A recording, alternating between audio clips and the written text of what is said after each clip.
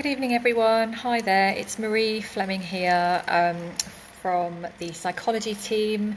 Sorry about the lateness. I was supposed to be here at 6 o'clock, but I'm actually at the clinic at the moment, so I was running slightly late. So today I wanted to just balance that. Today I wanted to talk to you briefly about how to deal with the inner critic and those harsh thoughts.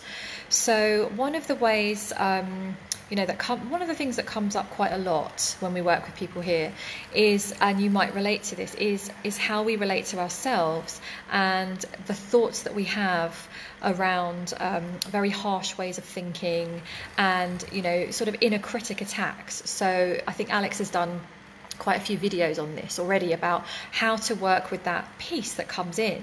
So what I want to do is just talk a little bit about how to manage that, and also how to recognize that we're doing it, and how to manage that a little bit more, and how to build something that can oppose that in quite a powerful way. So one of the ways, so if you actually as you're watching this, you might actually check in with yourselves and notice that if something comes up for you, so it could be to do with recovery or the progress you're making, or even some of your symptoms or how you feel, often we can have some very harsh thoughts, right? Very harsh ways of thinking about I'm not good enough, or am I not progressing quick enough, or I should be there already, or oh no, here's another symptom, what does that mean? All of that normal kind of ways of thinking. But it's amazing that when we start looking at it, we can really get a sense of the relationship that we have to ourselves. So one of the ways I'll invite you to look at this is imagine, and it sounds kind of obvious, but just check in. Imagine if you had a loved one. So think about somebody that you really, really love and care about, and they were in front of you, and they were talking about how exhausted they were, and how they were struggling, and maybe they had some pain or some symptoms, and they were really, really having a rough day. How would you respond to them? So typically, I'm just going to guess, most of the time, most of us would respond in a very loving, supportive way, wouldn't we? So imagine how you are with people that you love, people that you care about. We often, we're the first people to say, words of encouragement and really positive things, to really be there for our loved ones.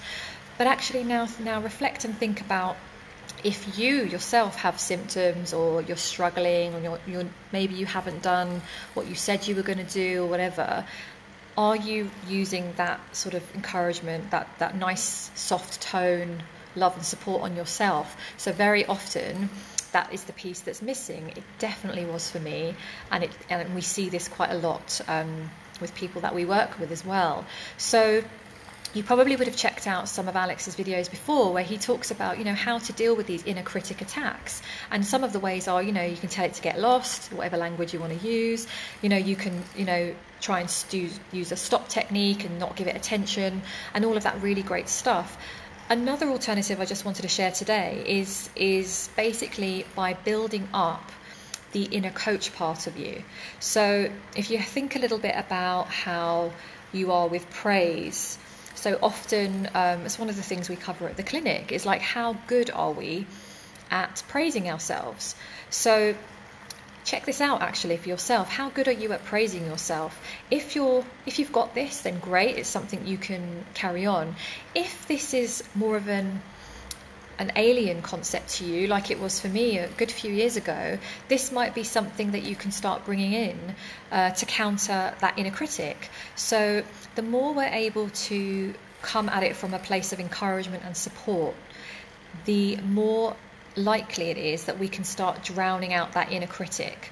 Because one of the ways the inner critic works is to sort of turn the volume up. It goes on in our heads really, really loud. It's a bit like a radio station's playing, and it's loud, it's on full blast. What we want to do is try and learn to drown that sound out and turn up our own radio station.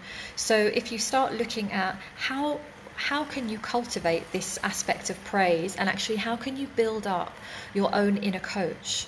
So we all have this part of ourselves that we, the bit often that we're capable of expressing to other people, that's our inner coach.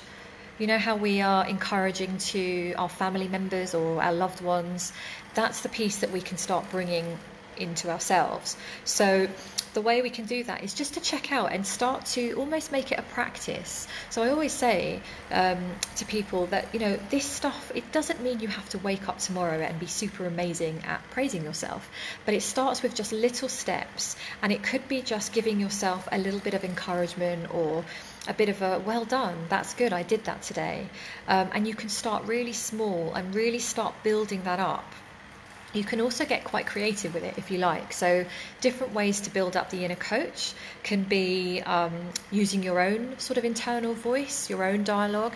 You can tune into what you would say to a loved one.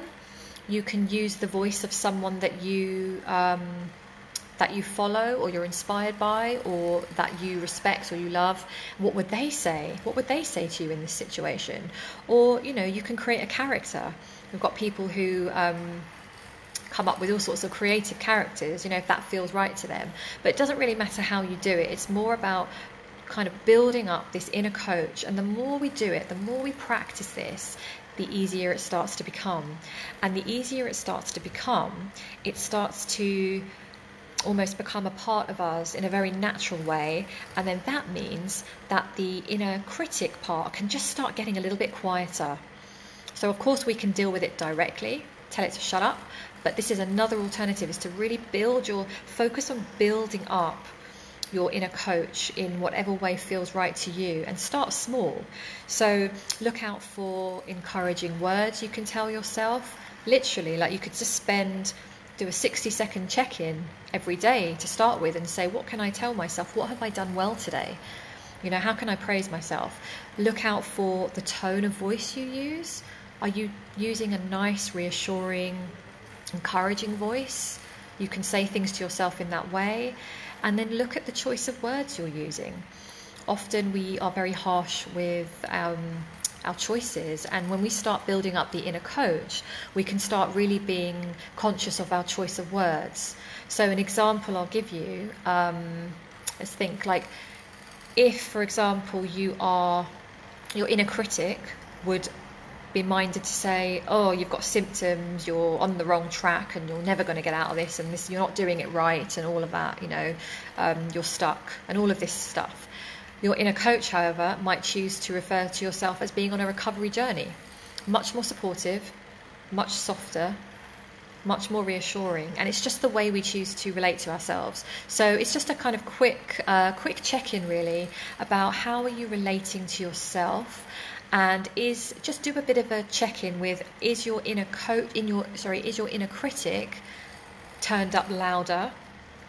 If so, you might want to look at how to turn that volume down, is really start to build up your inner coach, because when you come from that place, that's the bit that's going to really help you take the next step. It's going to give you that reassurance. It's going to take that stress response down a little bit. We talk a lot about getting your body from a stress state into a healing state, and one of the ways we can do that is to address ourselves and relate to ourselves from a much more supportive, encouraging place. So it's an important thing. It can be quite simple for some people, and for some people it can feel like much more of a practice, and you know, something that maybe you're a little bit less familiar with.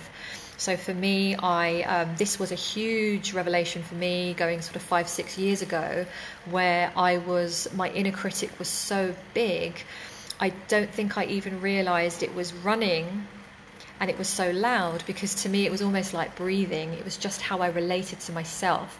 So I had to start noticing that it was there, and then start building this inner coach piece bit by bit. And at first it was just a little well done to myself, and then it was noticing some of the things that I'd done well that day. Or when I say done well, it might have been, well done, you rested today, you didn't push yourself, well done. So it's not always about what we do, it's often about what we don't do. So just a little quick check-in. So I just invite you just to see where you are with this, because it's a really, really significant piece of the puzzle.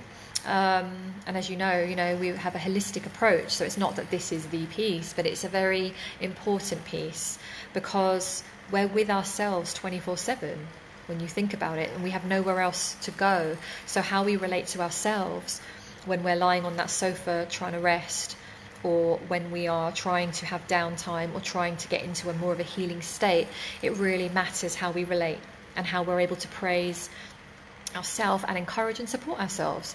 So yeah, let us know in the comments if this resonates or if you find this a little bit tricky, and just come back to this and make it a bit of a daily practice is very useful for a lot of people.